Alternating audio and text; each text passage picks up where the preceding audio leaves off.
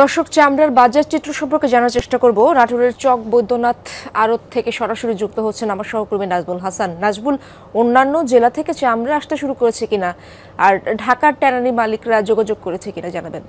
ইশরাত, দেশের দ্বিতীয় বৃহত্তম চামড়ার আড়ত বলা হয় এই চক বৈদ্যনাথকে। যে প্রশ্নটা করলেন, আসলে ঢাকা বিভিন্ন জেলা থেকে লবণযুক্ত চামড়া আসা শুরু করবে আগামী বৃহস্পতিবার এবং শুক্রবার নাগাদ। তখনই কিন্তু ট্যানারি মালিকরা এখানে আসবেন। আমরা সকাল থেকে দেখেছি যে একটি ট্রাক এসেছে অন্য জেলা থেকে, সেই লবণযুক্ত চামড়াগুলো কিন্তু আড়তে সংরক্ষণ করে রেখেছেন ব্যবসায়ীরা।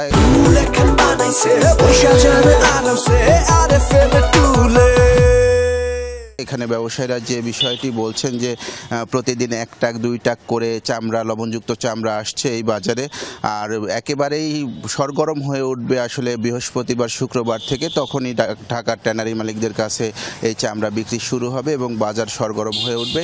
ঈদের দিন যে চামড়াগুলো এসেছিল সেই চামড়াগুলোও কিন্তু ব্যবসায়ীরা লবণজাত করে এখানে রেখেছেন।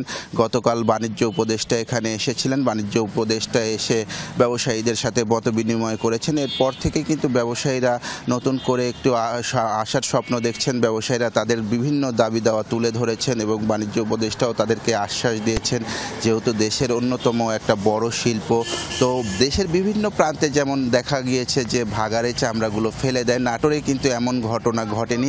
কিছু চামড়া আসলে মৌসুমি ব্যবসায়ীদের অসাবধানতার কারণে আসলে পচে গিয়েছিল। 200 পিস থেকে 300 পিস চামড়া পচে গিয়েছিল। এর বাইরে কিন্তু চামড়া ফেলে দেওয়ার কোনো রেকর্ড এখানে নেই। যে মৌসুমি ব্যবসায়ীরা আসলে অভিযোগ করেছেন যে তারা প্রত্যাশিত দাম পাননি, এই অভিযোগটা কিন্তু এখানে রয়েছে। ইশরাত, নাজবুল, অনেক ধন্যবাদ আপনাকে।